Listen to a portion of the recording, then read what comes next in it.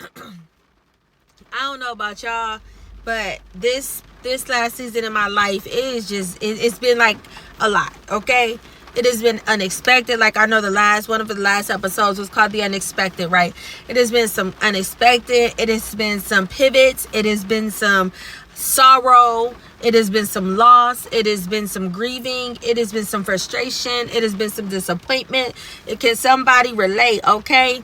It has been, but it has also been some great things. It has also been some good times. It has also been some celebratory moments, some rejoicing. So, it's not all bad, right?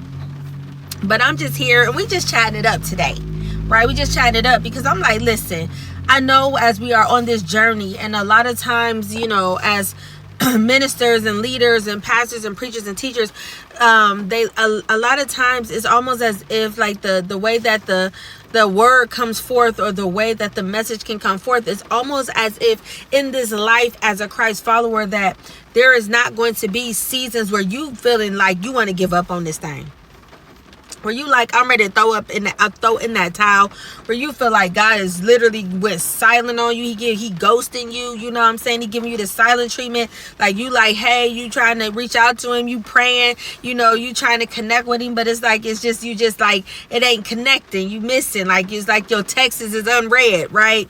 And you've been praying and you prayed and you prayed and you had not seen anything shift or anything happen. So you exhausted and you tired of praying. And of course the Bible says, be not weary in well doing. But what happens when you feel weary in well doing, as doing all the things that you're told? And not to say that, we all do it perfectly. I know I don't, but I try my best. And in some seasons I do better than others, but just it sometimes get to a place where you're in this journey and you like, wait a minute, what's happening? Like, Lord, is you there? Do you care? Do you hear me? Right? And this is the conversation I've been having with my friends a couple of times over these past months in particular. Like, Lord, where are you? It is just like, I can recall just in the Bible there were times where the word, especially in the Old Testament, would say, and for so many years or for a span of time that there was no word from the Lord coming forth, meaning there was no prophet, because at that time they had prophets that would speak the word of the Lord, right? They still needed a mediator in the Old Testament, and so they had to rely on the priest, and they had to rely on the ephod, and they had to rely on a prophet, to bring forth the word of the Lord. And there would be seasons because of Israel's sin and rebellion that the Lord would no longer speak, right? Even when it comes to the children of Israel being released from bondage, there was a period of time, like, to put it in perspective, they were in bondage for over 400 years. And at some point they have been obviously crying out the whole time. I don't know about you, but bondage, I'm not trying to be in bondage 4 minutes, let alone 400 years. Like, so I'm crying out immediately. So they had to been crying out way before it got to that place where God answered them. And in those hundreds of years that went by, that the Lord seemed silent and he seemed mute, like he just wasn't hearing their prayers, and he didn't see their plight and their distress. And they felt probably like God had left them, like God had just forgotten about them. And it just was a sudden moment where God had looked down, and their cry came before him, and the Lord remembered his covenant, right? There are times in the Bible, so it is not unbiblical for God to be silent sometimes. I believe God is silent sometimes just because he's wanting to see how we're going to respond. He wants to see, like, are we going to continue to trust him? Are we going to continue to believe? Are we going to continue to be, to stand firm and be steadfast on his word? And it's not easy, y'all. I'm here to testify. It's not easy. Even the strongest of believers have their moments where they feel defeated, right?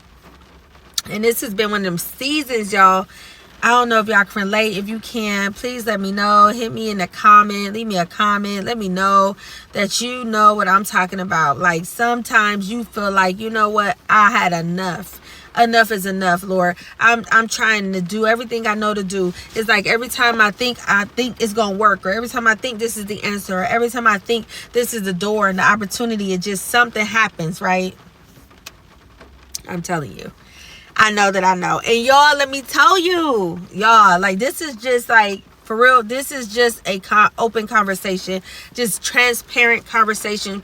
You know how we do on this podcast. We keep it hot, honest, open, and transparent, because the goal is for my honesty and for my experiences or my lessons, the things that I've learned, or the things that the Lord has taught me, the things that I've studied, right? The things that I researched to be to be able to help you, to be a tool, to be, an encouragement, to be able to help you. And so if I'm not honest, I certainly can't help nobody else if I'm not even honest with myself or with my listeners. And so I wouldn't even do y'all like that. But I got to tell y'all, let me tell you, it's times that I done been over here like, okay, like I have not been able, I couldn't barely pray.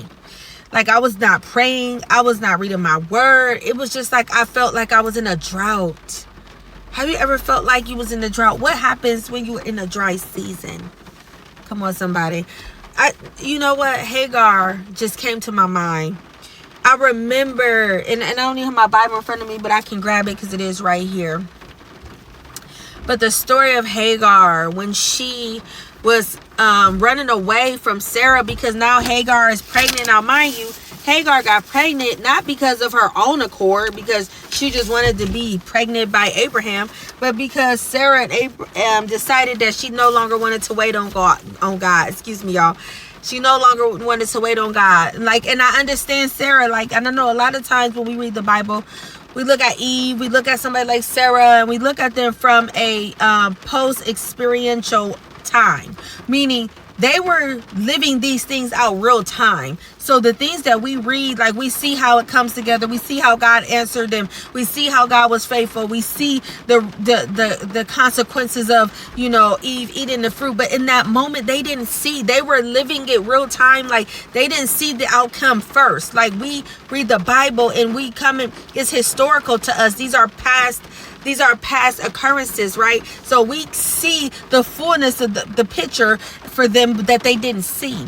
So I understand how Sarah, even being married to Abraham and Abraham being a friend of God, right? Even being, trusting God enough to follow your husband, being so submitted that you understanding the context of when they left Terah's house, his father's house, that in that time, in that ancient Eastern time, was literally their whole foundation, their safety net. Like they were communal. Like the ancient people, and even a lot of the people over in the Eastern world are communal. What does that mean? They live around together.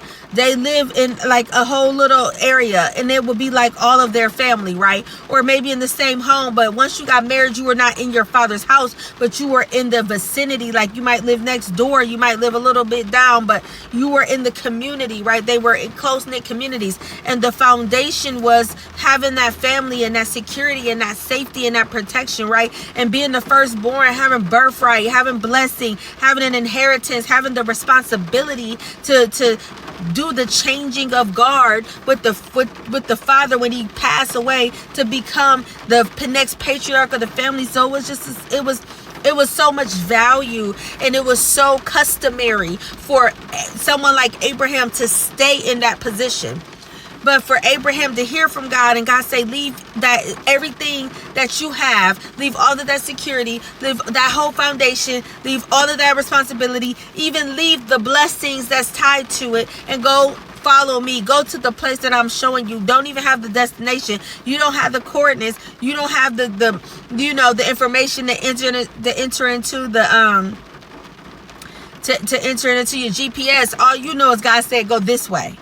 And for him to not only do that, but to take his whole family, all his servants, all his belongings, to pack up everything and just go. For her to even submit to her husband in such a way, to follow him, to do something that could be that scary for them in that time, that would have been very scary. That would be like if God came to you and said, quit your job, leave your house, sell all your possessions, empty out your nest egg, your pension and your 401k, like everything that you have built up, or everything that came to you and it became a comfort and a safety net, and it was a preparation for your future transition. Give all that up and go follow me, and go somewhere that I'm going to show you. You would be scared. Yes, it's God, but you'd be scared. So she submitted her husband and trusted her husband enough to follow him, right? But when it came time to the waiting on God, see, it's easy when you are able to see God and hear God. And when I say see him, I mean you can see him in the intricately moving throughout your life. You can see answered prayers, you can see doors open, you can see God give you a word and speak through a person. You can hear God's voice through the word of God, right?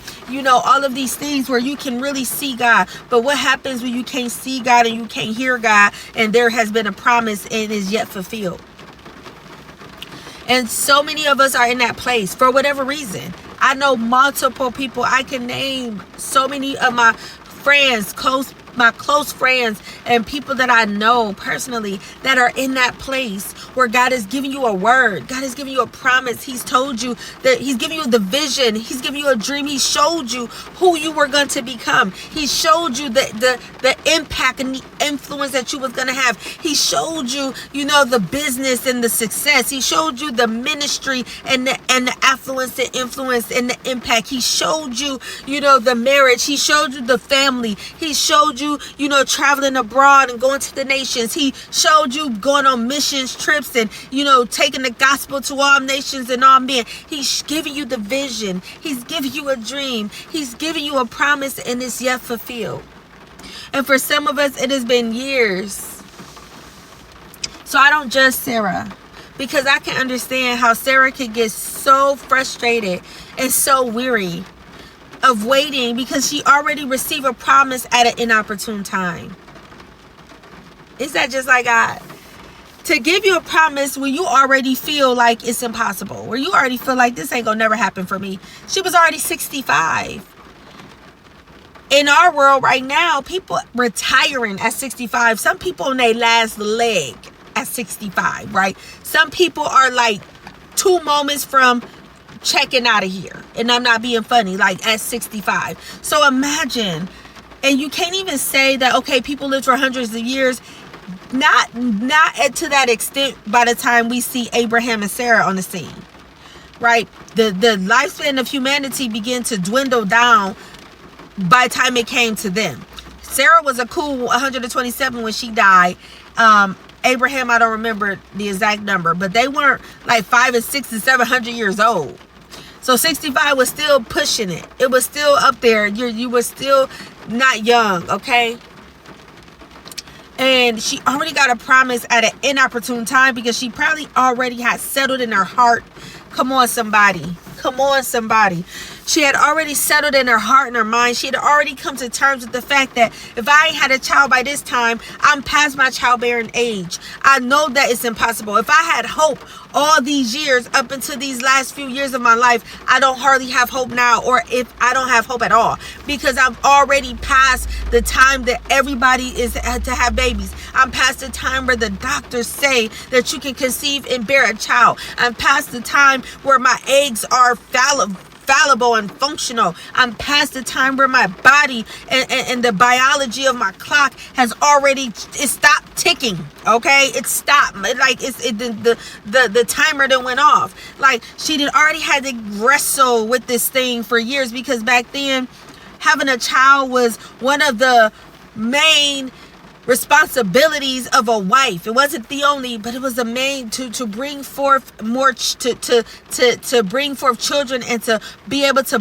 bear fruit and be fruitful and multiply for your husband, and bring forth, successors, and bring forth a male child to be able to take on the responsibility and to continue on the lineage and to bring an inheritance for your family. Like, that was so important. So she already had the stigma, right? She already not only had the stigma, but she already had the shame that she had to carry with her for 65 years, however long it was that her and Abraham was married. 40 years, whatever, I don't know. But for whatever amount of years, she carried that stigma of being barren, and carried the shame of being barren, right? So she already had to go through life And she probably had her moments and times and years of praying and believing and crying out. She probably had her years of crying out to God, crying out in her prayer closet. She probably was like a Hannah, you know, just being in anguish, right? Just the Bible talks about how when Hannah was praying in the temple that year and Eli saw her, he thought she was drunk because she was so bitter with being, you know, in agony, and she was in so much anguish and despair, right, that she couldn't even utter words, but her mouth was moving and nothing came out, and he thought she was drunk. But it was just the silent cries of her heart, because the thing she wanted the most she didn't have. She had a husband who loved her, and the same as Sarah, but she really wanted children. She wanted a child. So I can imagine that Sarah was in that same place. And here it is that now God speaks to her husband and says, I'm going to give you a son. And you're going to have this son, and he's going to be my promise to you. And Abraham coming, and he relays this message to his wife, who has already had to come to terms and has already made her she has already made it up in her mind that this was her plight, that this was the totality of her life, that she just was going to be barren all her life. And now here comes a glimmer of hope. Here comes a word from her husband, to whom she loves, she honors, she trusts, she respects, because she submitted to him. So he comes and he says a word to her that God spoke to him. Just like God spoke to him and told him to leave and for them to pack their things and go. God spoke to him and said, we're going to have a son. And here she is, having to come out of that place of hopelessness to begin to allow hope to awaken. And I'm sure she was afraid, right? Because guess what? I'm sure she ain't never seen nobody have a baby at her age. I'm sure she never seen it. But because she wanted to trust in her husband, who she knew had a relationship with this God, and she knew that this God was somebody who seemed powerful and almighty and great, and so much so that they uprooted their whole entire livelihood to follow the word of this Lord, this God. So she had to find it in herself to muster up maybe the faith size, the size of a mustard seed, to believe that she was going to have a child at 65. And next thing you know, year after year, okay, maybe the first year, because I don't know if y'all like me, because I'm just going to keep it real. The Lord give me a word, listen, I be assuming like that word is a right now word. You hear me? Like, I think that the Lord about to do it right now. Like, I'm in expectation that it's happening now. Now, that is error. We should not do that. It is our responsibility to seek out the mysteries, to search the kings. You know, the mysteries are unto the king, right? The mysteries are the Lord, but it's unto the king to search them out.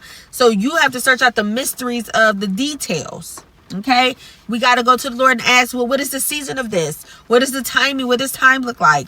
Because God, he knows. But because like me, I don't do that most times. God give me a word, I'm like, oh, this thing about to happen right now.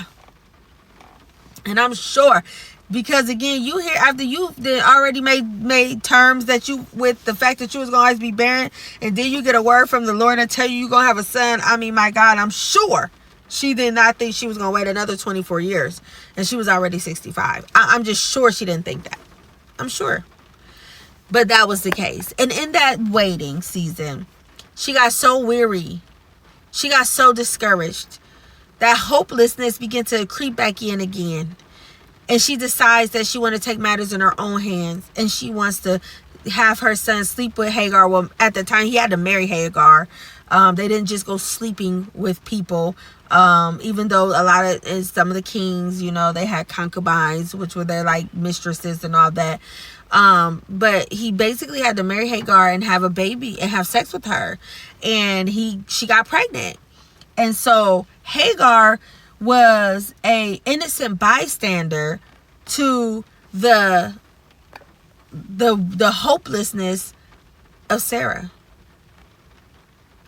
How many times do we get hopeless, y'all, and we just decide to take matters in our own hands, and it don't just affect us, right? Hagar was doing what she was told and doing what she thought was right, because here it is, her mistress Sarah, who she serves, right, who employs her, who is like her authority, has told her to marry, have sex with her husband and to have a child, and he just go along with it. You know, he don't contest it. He just goes along because he probably just is tired of seeing Sarah just so hopeless and so, you know, so bitter and just, you know, so disappointed and sorrowful. He's probably so tired of seeing his wife in that condition that he's just like, okay, fine, if this gonna make you happy. And they go and they decide to make their own promise. And if you don't know the story, please read the story. It is in Genesis. Let me see.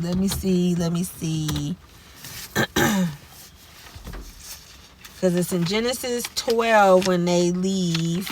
So let me find real quick, guys. Give me a second. I'm in the car. It's a little dim in here. So give me a second. So let's see. All right. So I think like around, let's see, where is this? Yes. So let's see. Hagar has to be,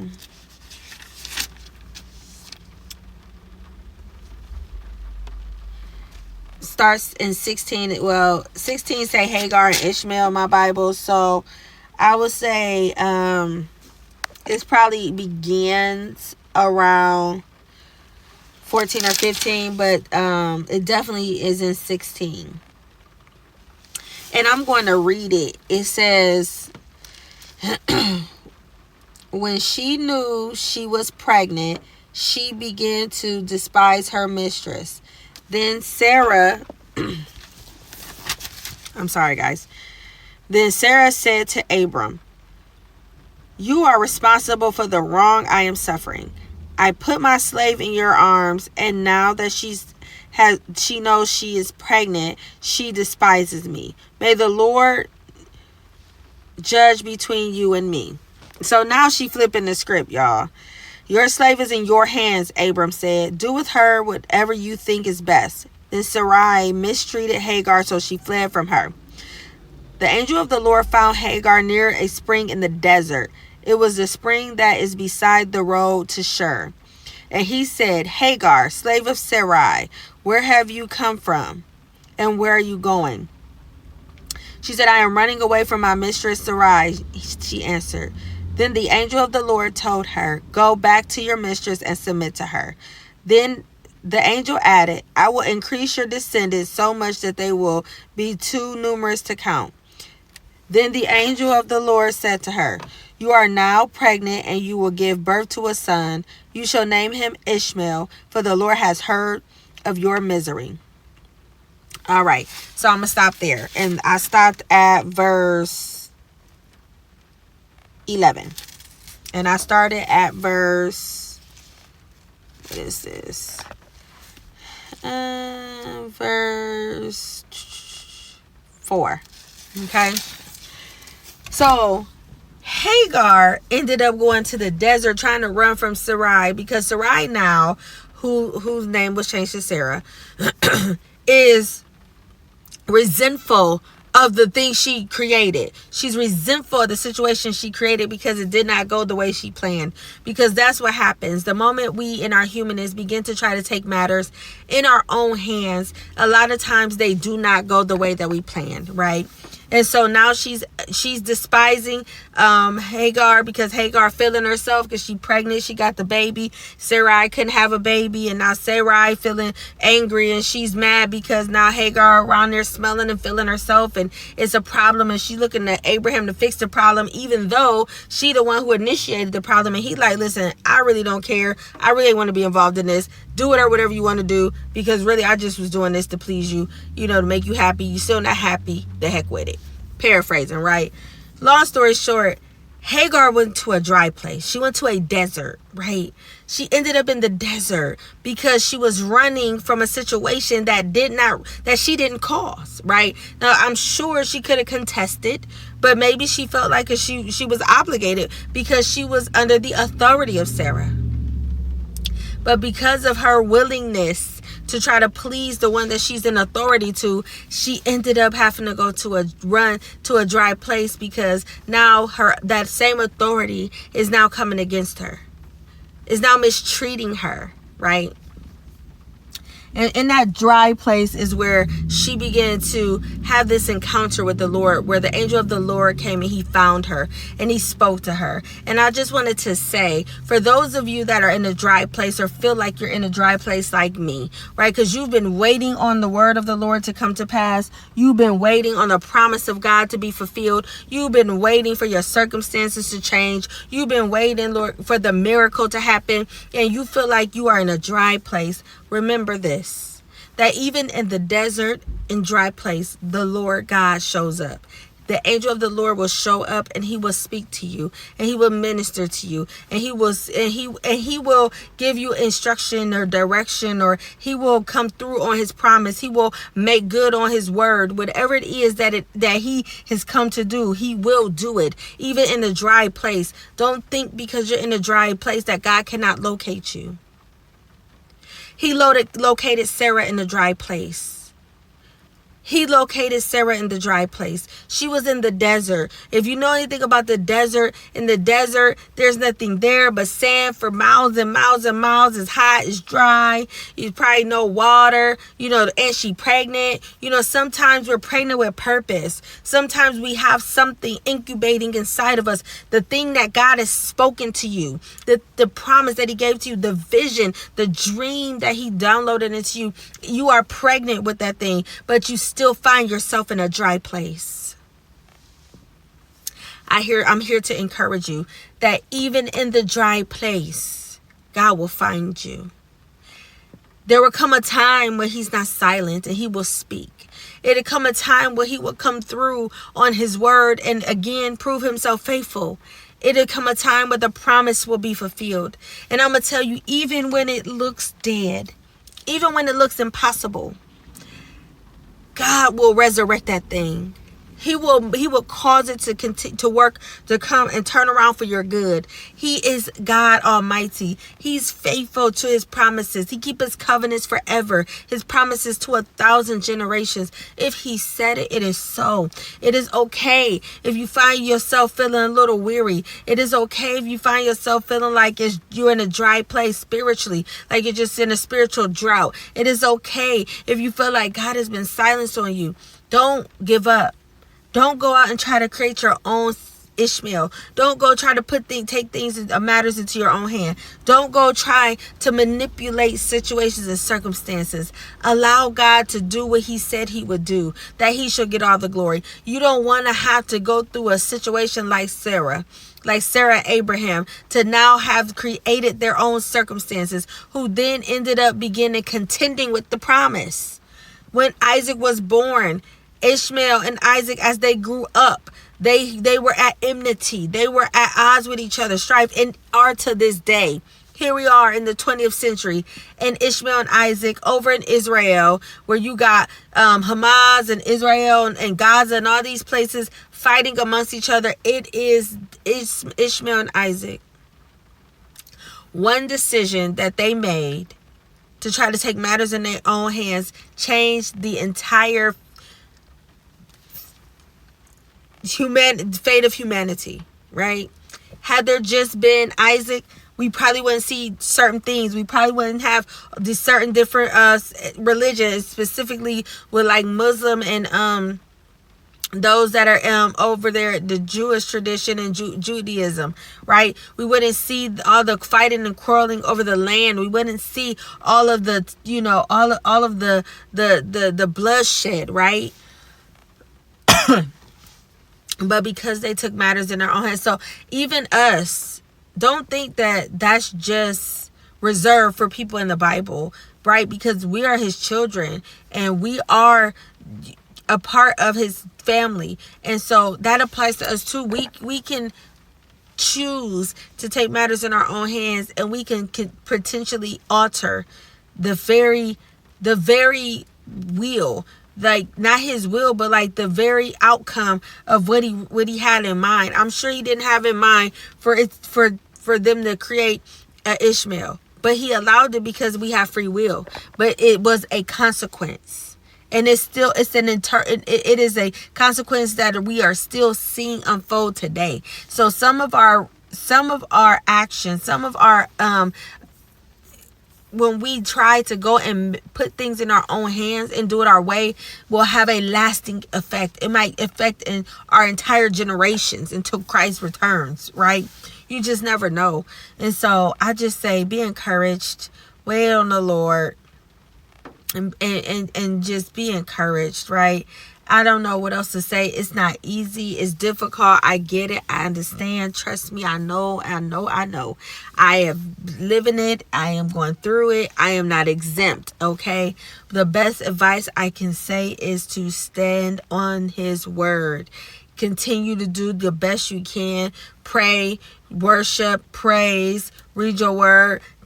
Listen to sermons, go to church. Just continue to try to feed yourself, feed your spirit, and just do the best that you can, right? There are some seasons that you may not be on point like you've been in the past. You may not be reading your Bible every day like you used to. You may not be praying every day 3 times a day like you used to. That's okay. It don't make you any less saved. Sometimes we just go through a drought. We go through a dry season. But on the other side, there's still a promised land. And so I just pray that this encourages and bless you. This is our season finale. And it is for those of us who are in the place of being weary. Those of us who want to give up. We are hopeless. Those of us that feel like God has not come through. That God isn't going to come through. That we're forsaken and forgotten. That we're overlooked. That you've been trying to hold on for dear life to this promise, to this word, right? You have been trying to hold on, and you feel yourself slipping because you feel like God has just taken his time, and it's been years upon years, and you don't see no glimmer of hope. Trust me.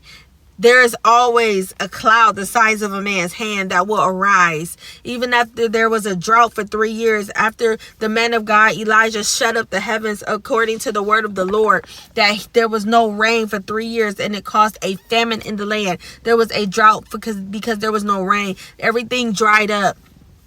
And the Ahab was mad because he felt that Elijah, that he caused that, but no, it was Ahab's wickedness. But there came a time where that the Lord was like, okay, that time of drought, that 3-year drought, that 3-year famine is over, and I want you to call for rain again. And Elijah, he had to pray fervently after, he had to, do some things, and it came a time where him and his servant, he had to sit there, and he had to constantly go into prayer, and he had to bear down like he was giving birth. He had to get in a position to where he was bearing down in prayer with his hand between his knees, like he was pushing out a baby, because he had something, he was pregnant with a miracle, and so he needed to push it out. And for 7 times he told his servant to go out and look, to go out and look, to go out and look. And every time, the first time, the second time, the third time, the fourth time, the 5th time, the 6th time, the servant went out there. There was nothing. There was no sign. But see, Elijah couldn't give up. He couldn't say, well, Lord, you told me to do this. You told me to come here. You told me to pray. You told me that you was going to send rain, that you was going to no longer shut up the heavens. You was going to open the heavens, that you was going to send rain to this land. You told me, but I've done what you said, and I prayed, and I stayed, and I prayed, but I haven't seen it yet, so I'm giving up. No, he said, no, Lord. He was like, Jacob, I'm not going to let you go until you bless me. So he bared down to pray that 7th time, and sent his servant out, and his servant came back and said, I see a cloud the size of a man's hand. And from that cloud, and Elijah knew immediately, that's it. And even though it did not look the way maybe the servant thought, maybe it didn't look the way to any other person on the outside looking in that they think it should have, in order to believe that this was truly the answer of God, Elijah knew. And he began to prepare, and he began to go to Ahab to tell him, listen, you better go take cover. You better go back to Jezreel, because there's about to be a mighty storm. There's about to be a windfall. And Ahab was on a horse and chariot, and Elijah, he took his cloak and he tucked it up, and he began to run, and he outran Ahab on a horse and chariot. Because the power of God will accelerate you. But see, he had to stand firm. He had to stay in position. I want to admonish somebody, stay in position. Don't leave your position because you haven't seen the cloud yet. Don't leave your position because you have not seen the cloud yet. Keep praying. Keep believing. Keep declaring. Keep decreeing. Keep praising. Keep thanking God for it. Because I'm telling you, you're going to look up, and the next time you look up, you're going to see some evidence, right? You're going to see some evidence that's going to assure you that God has indeed answered your prayers, and he is indeed coming through for you. And I just wanted to say, be encouraged. I'm telling you, that man of God, Elijah, could have gave up after that second prayer, third prayer, fourth prayer. Come on, some of us pray one time and it don't get answered, and we ready to just throw in the towel like, okay, this stuff don't work. But he had to bear down in prayer for however long it took. We don't know. We just know it was 7 times. We don't know if he prayed for an hour each time. Was it 7 hours? We don't know. All we know is he did not leave position until he saw that thing he saw it be actually birthed out. He's had to see the miracle of God be birthed out. And he was able to see the cloud the size of a man's hand. And indeed, there was rain, and there was a mighty rushing wind, and there was a rainfall. It was a torrential rain. It was like a thunderstorm, okay? So don't think that just because you prayed, you fasted, you decreed, you declared, just because, it's been time and years has passed and you feel like, it's just getting more and more impossible. Don't think that God still can and won't come through for you. Because he is faithful. He is a miracle working God. And if he said it, it is so. He's promised never to leave nor forsake you. We have to trust in the Lord.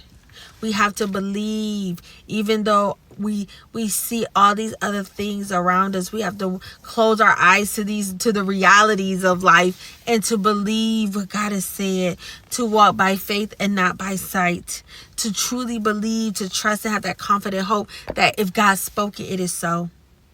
So again, I hope this episode blessed you. Be encouraged. I will see you guys here in next season 7. It'll probably be in about a month or so as I take my break, my rest, and prepare to hear and see what direction we're going in for the next season. You guys can always keep up with what I'm doing by going to my social medias.